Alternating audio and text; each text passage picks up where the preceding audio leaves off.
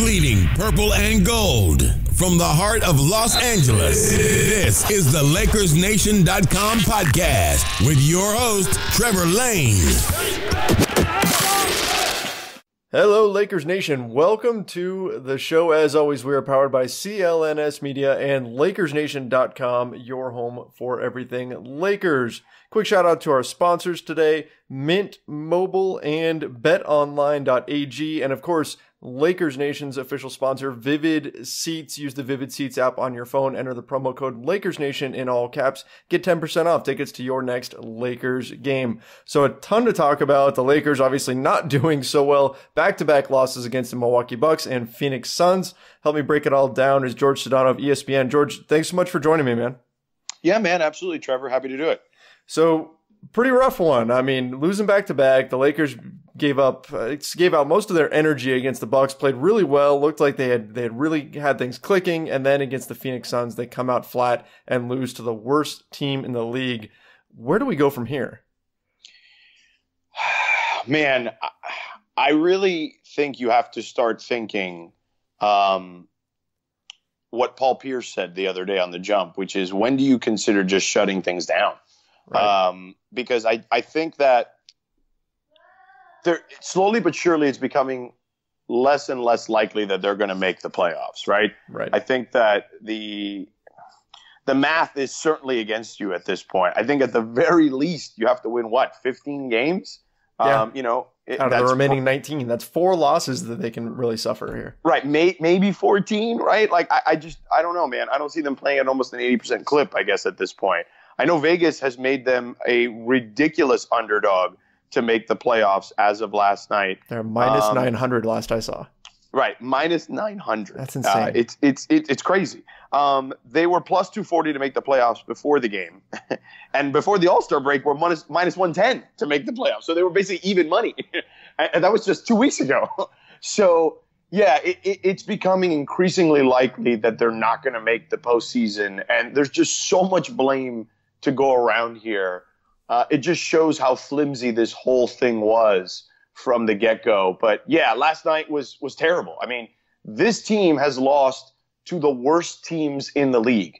As you pointed out, that Milwaukee game, I thought they were going to win it. I thought they were going to pull it out.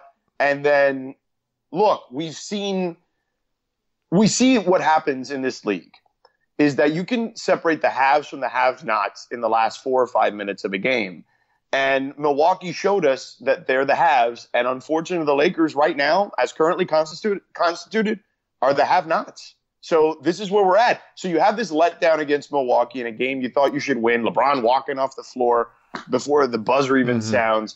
And, yeah, this is unfortunately what happens after that. And this team is just not good enough. Let's just face it, right? Like, we can't sugarcoat this anymore. They're just not good enough. You spent a lot of time covering LeBron in Miami, so I wanted to get your take on this. This is, according to a stat that was put out by ESPN earlier today, the loss to the Phoenix Suns was the worst loss in terms of win percentage of LeBron's career. Of guys that he's taken below 500 teams. I believe the Suns only have like a 19% win percentage with 25 games under their belt. So LeBron doesn't lose to teams like this. How do you think he responds to this and to now most likely not making the playoffs? I'm pretty sure he's going to go to like a dark place. He may not show that, but I think he will, because I think for the first time, Trevor, he sees that he's mortal. And the injury, I think, plays a huge role in that. I mean, he missed almost a quarter of the season. So I think that's kind of where this goes. And you're right. The Suns have a 190 winning percentage. Prior to that, his worst loss was March of 2011 to the Cleveland Cavaliers. That was his first year in Miami. That was the second time, maybe second or third time they played the Cavs that season. Obviously, we all remember the first time when he went there in December. Right. And, they were throwing batteries at the bench from the upper deck. But anyway, so in other words, it's been 8 years almost to the day, right? That happened. So, yeah, it's been a long time since a LeBron James team lost a game like that.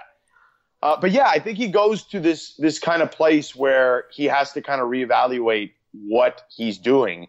Not only himself, but what the organization is doing, because he has a hand in that, I believe, as well. Not that I think he's necessarily dictating things, but I do think he has input. I don't think there's any question about that. So I think all those things are in play. And look, is it going to be like when he lost to the Mavericks, where he told me that he spent 2 weeks in his room? Yeah, I don't think that's going to be the case. I think he's an adult now. Not that he wasn't an adult then, but he was much more of a young person at that point, at 25 years old. So I think that it's just a different scenario, right? Like you have more perspective at this age. But I do think that, I think he has to reevaluate stuff, him personally and him with the organization.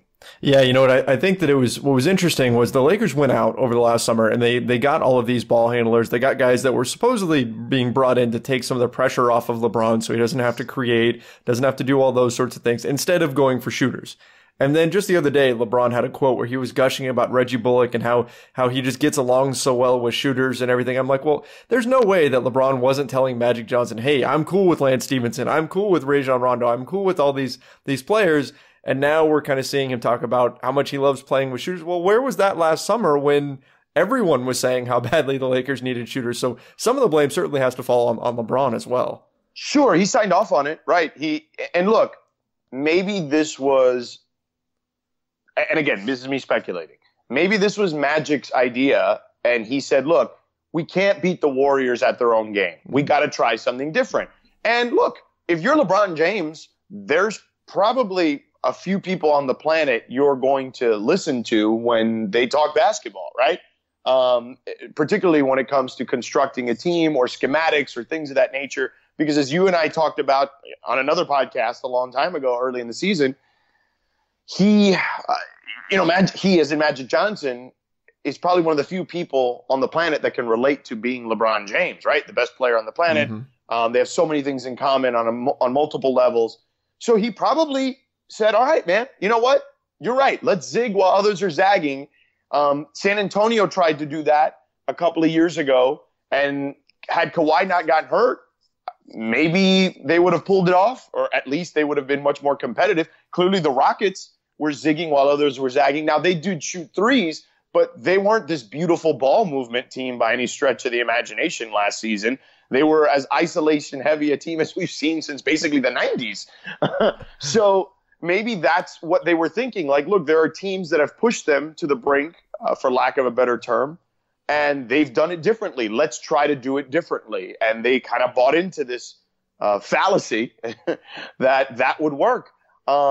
When you have 15 years of data that shows you that LeBron James teams thrive in a specific way. And it clearly didn't work. Yeah, it certainly didn't. And you look at the way they started the season. They got off to a slow start. Then they started to pick things up. They rose all the way to fourth in the West, and then it all kind of fell apart. And of course, injuries are a big part of that. But we look at all the things put together. You look at the whole picture, and I think the one guy that I think the axe is going to fall on here is Luke Walton. Do you see the same thing coming this summer, given that this team is so unlikely to make the playoffs here? Yeah, I don't think there's any question. And by the way, it's not like Luke has done a tremendous job either, okay? Like, Luke has done an okay job at times. He's clearly still a young coach learning, trying to figure it out. Right. I'm not putting all the blame on him because, as we've talked about here numerous times, when you've come on my podcast, right, my radio show's podcast, we've talked about it a couple of times. The roster construction, flawed. We just talked about it a second ago. So he wasn't dealt a great hand. With that said, there are still things that Luke has done that you sit there and you scratch your head about. Just the other night, okay, you talked about Reggie Bullock.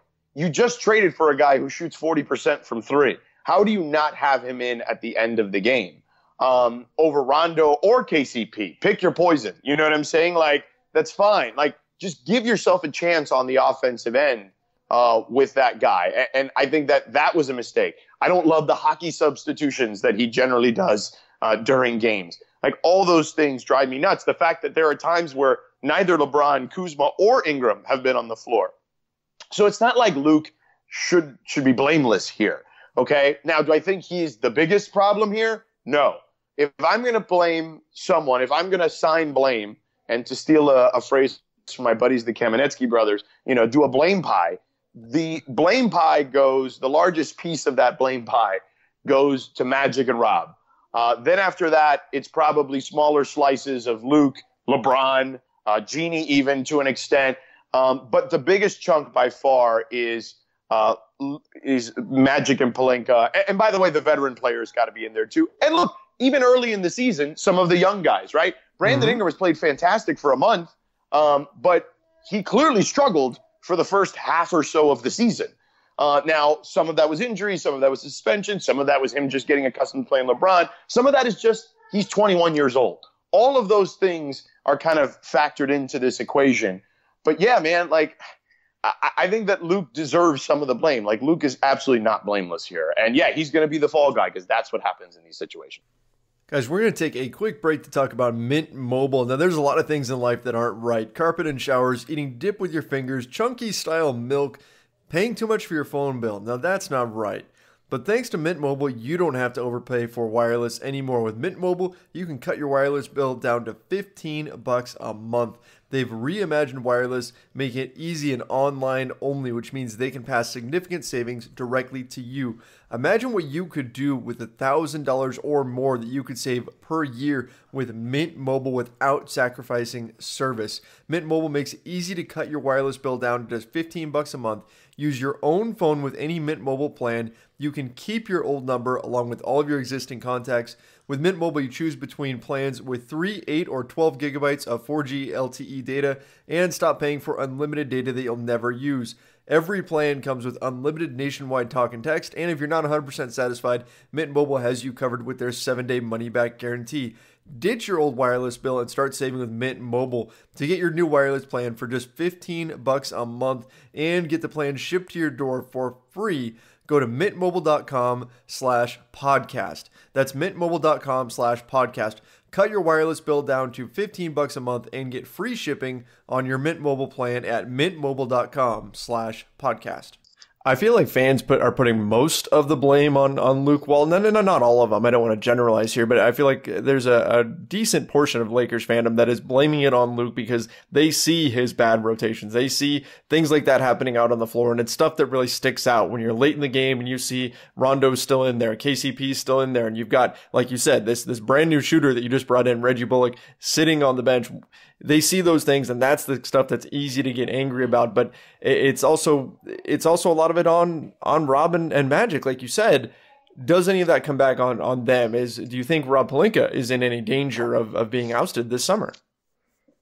I don't know that to be the case, but you and I and the guys from Silver Screen and Roll, Harrison and Anthony, did a podcast together in my studio. We called it the Lakers Summit, right? That's we did right. Right Yep. after the All-Star break. It was 2 weeks ago. And if people want to go back and listen to it, I still feel like there's a lot of stuff that we talked about there that has still kind of manifested itself here. And one of the things was the conversations we had was that everyone in that front office was put in a role they were unfamiliar with, okay? From Magic to Rob to Jeannie, okay? That they were first-timers at their specific roles this season. Now, you can say, well, Jeannie's been the owner before. Sure, but she was new with this particular group and having to deal with the whole Luke situation very early on, right? Kind of thrusting herself into that role of having to be his defender and his savior and his angel basically on his shoulder.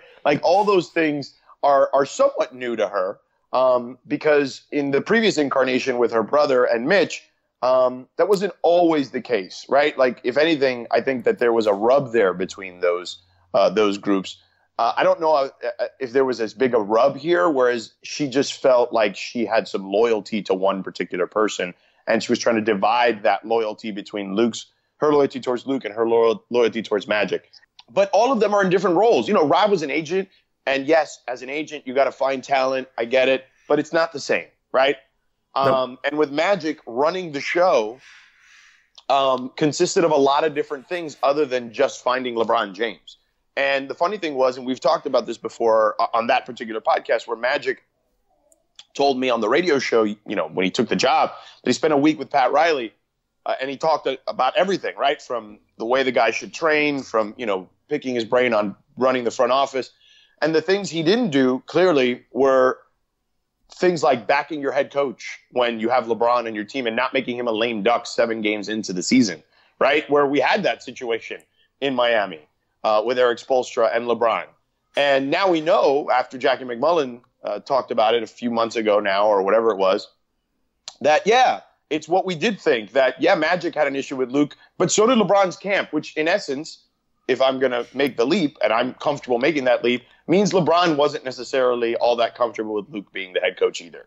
So, yeah, I think that, Magic seems like, and I know this is going to sound blasphemous, right? Because I get why he's beloved, not only as a player, but for everything he's done in the community here in Los Angeles. But him and Rob, in over their head, it seems like, very quickly here, right? Like, I think that's something that needs to be said.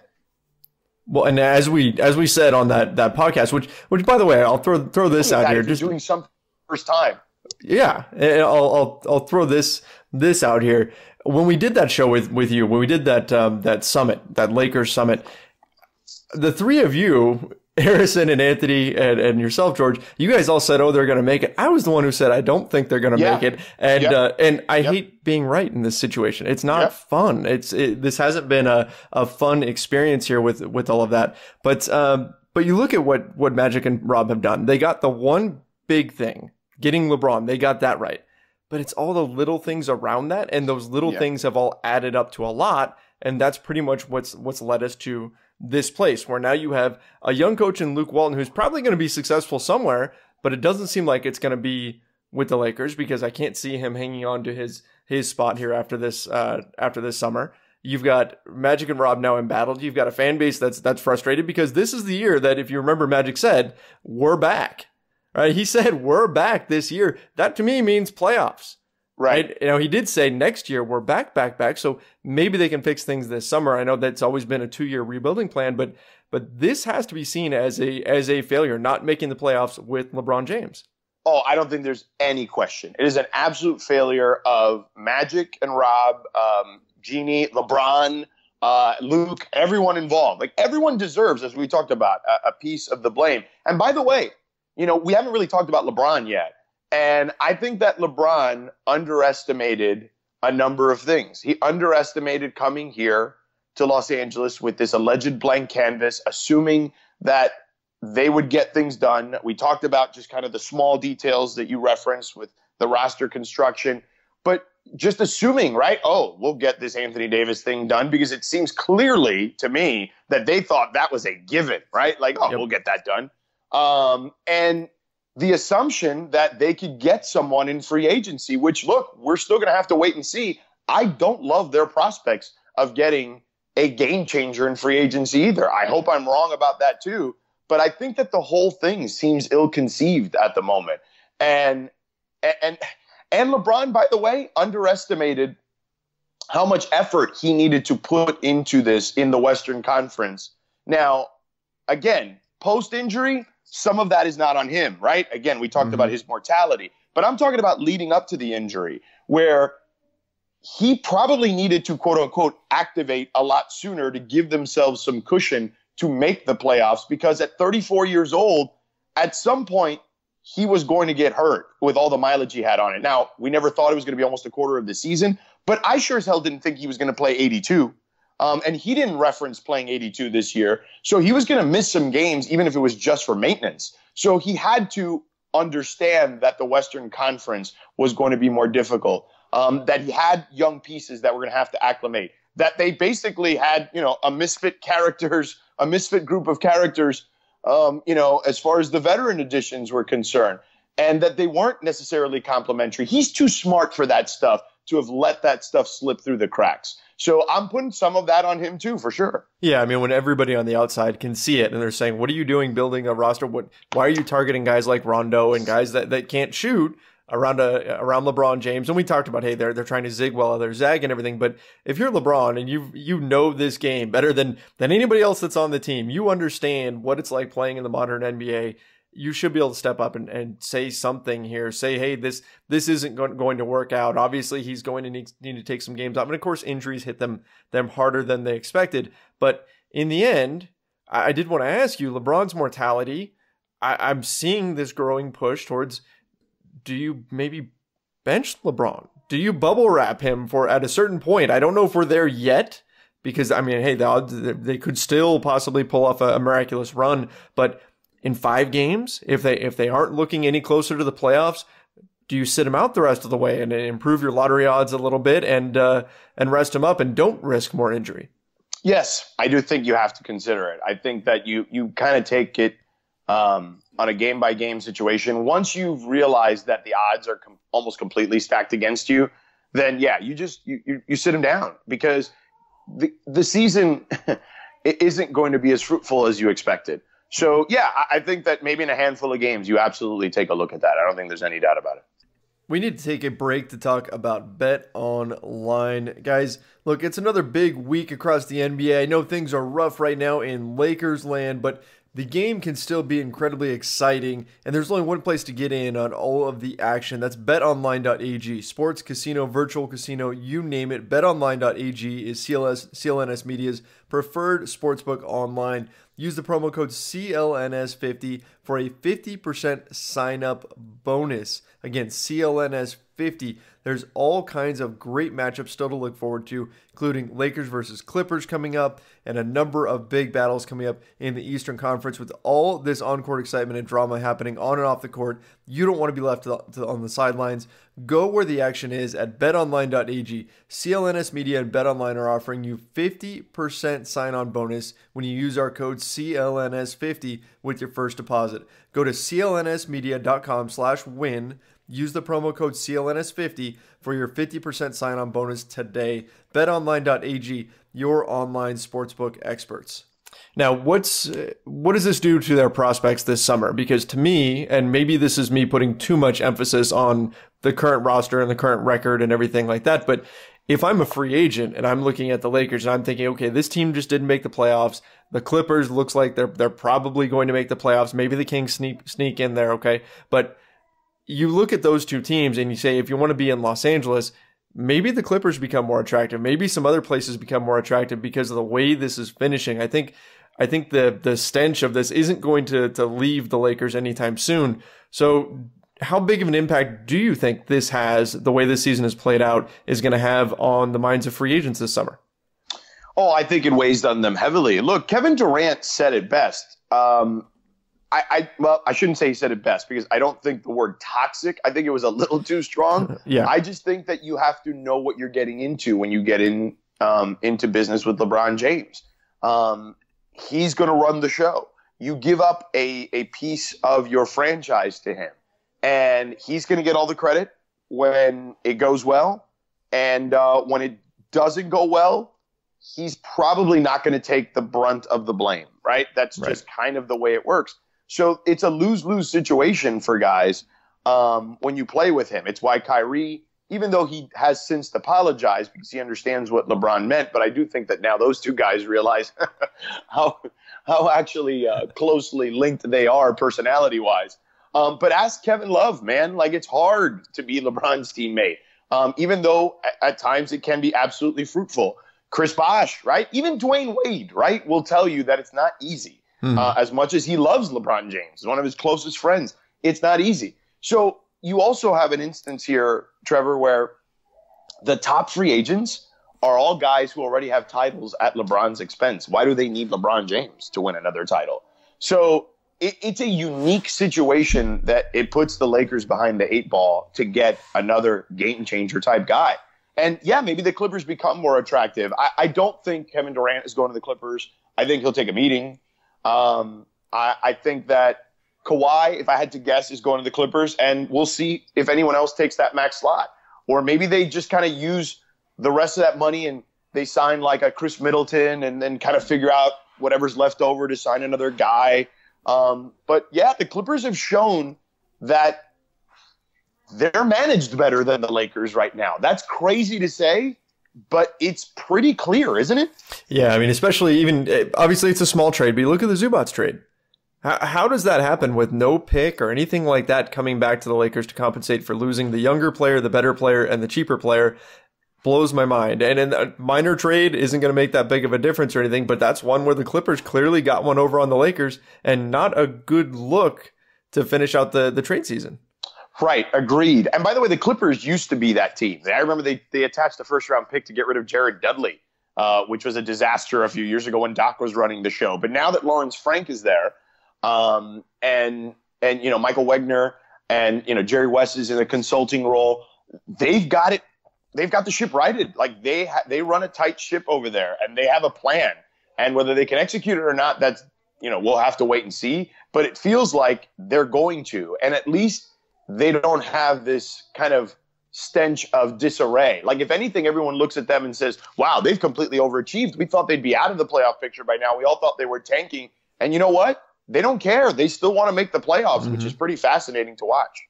Yeah, and you know what? When we look at that team compared to what the Lakers are doing, they're just this scrappy, kind of energetic team, and we're not seeing that energy. The guys last night, they talked a ton about the roller coaster the team's been on. Luke talked about it, about the lack of energy to start games and how that's been a problem. The Clippers don't really have that. You see them pretty much every night. They bring it to whoever the opponent is, and the Lakers just don't have that. Rajon Rondo was lamenting the roller coaster, and in fact, he even threw in unprompted that his deal's up at the end of this year, and it was just kind of off the cuff, real quick. But that got me thinking: are there any of these guys, any of the veteran guys that they brought in, that you would want to keep, knowing what you're going to be going up against the Clippers and these other teams that are going to be targeting free agents? I don't know that hanging on to any of their current guys would do anything to really entice anyone else to come in.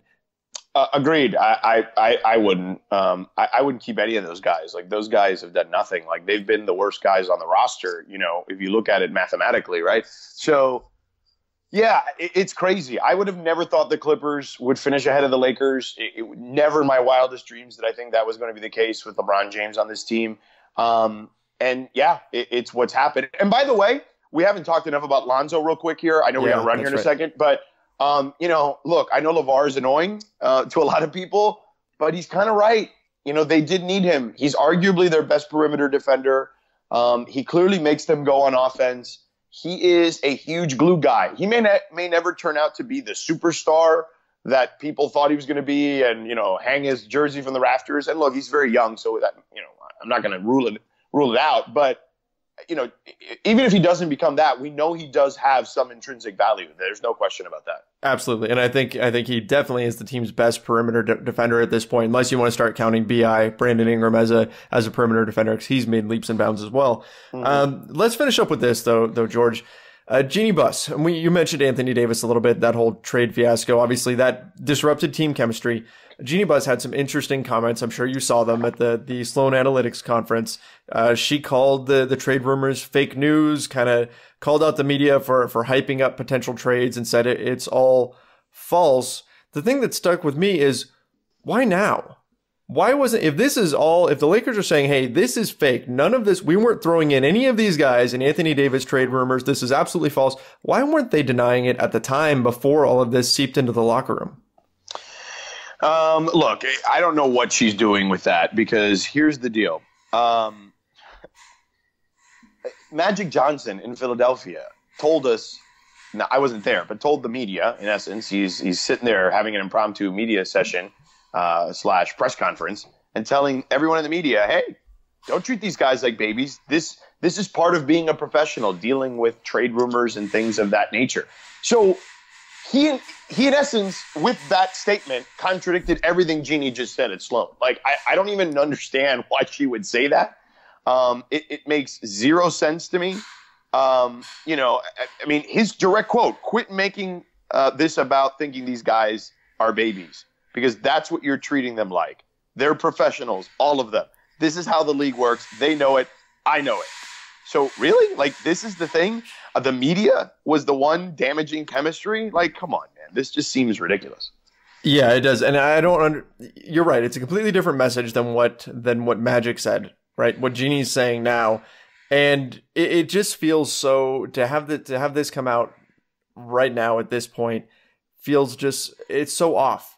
It just shouldn't be coming out now. Like, if you're going to put this out, hey, that's fine. If you're going to say that this is false and that these trade rumors were not accurate, that they weren't throwing in Lonzo and Ingram and Kuzma and Hart and Zubats and taking on a bad contract and all these things, right? First round picks, all that. If you're going to say, no, we didn't do all that, that's okay, fine, if that's the case. But you're putting that out a month later. The damage has been done, and then you're placing the blame on the media for talking about this when, of course, the media, it's Anthony Davis going to the Los Angeles Lakers with LeBron James. Of course that's going to be talked about. That's what the Lakers are all about. This team has the biggest fan base in the world of any basketball team. Yeah, exactly. Like, I just think that it was a lose-lose situation for her there. If she's asked the question, it's a very easy way. There's a very easy way to get out of that, which is just, you know what? That stuff happened already. There's nothing we can do about it. It's in the past. We're kind of trying to move forward. Boom. End of conversation. Yeah, that would have solved it right there and would have been the end of the conversation, like you said.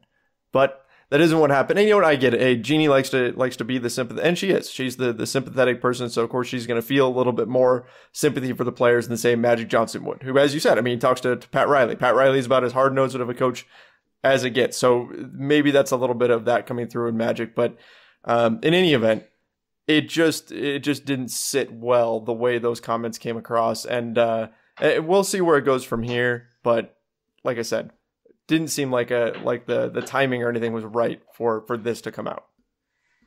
Yeah, it just felt silly, like, for all of this to happen now again. And just relitigate all of this seemed dumb. Yeah, absolutely. All right, George. Well, hey, man, thank you so much for coming on here. Hopefully, there's 19 games left. Hopefully, we can see some good basketball to finish out the season, and they can finish on a high note. But we'll see. Unfortunately, this thing just hasn't turned out the way that it's gone. But I do appreciate you coming on here and talking, even though it wasn't all fun. Wasn't a ton of positive things to discuss today. Yeah, man, it's all good. Always happy to do it. By the way, can I get a quick plug in here? We got a couple of things coming up on the radio station. Please do. We have a Lakers-Celtics watch party. Celtics are coming to town next week on March 9th. We are doing a watch party at the Hotel Figueroa right down the street from Staples Center. It's kind of like this cool, posh, poolside theme. We're going to have like a VIP area, and if people want to get in on that, text my last name, Sedano, Sedano, to 40705, and we're going to select some people to hang out in kind of our VIP area. We'll be able to watch the game there. There'll be a bar situation going on. So you come by, have some drinks, bring your wife, your girlfriend, your husband, whoever, come hang out with us, watch the game there. If you can't make it to the game, that's a cool place to watch it. And of course, always subscribe to my podcast. We're talking Lakers basically every day of the year. Sedano Show on Apple Podcasts. Find it there. Definitely, guys. Make sure you do that. That does sound like a blast going in and checking out that watch party. And of course, do subscribe to George's podcast. It's a great one. I've even been on it before. It's a lot of fun. All right, guys. George, again, thank you so much. Appreciate it. We'll definitely have to do this again. You got it, Trevor. Anytime, bud. All right, guys, that's going to wrap things up for today. Make sure you guys keep heading over to LakersNation.com, your home for everything Lakers. If you want to find me on Twitter, you can follow me at Trevor_Lane. Till next time, see ya.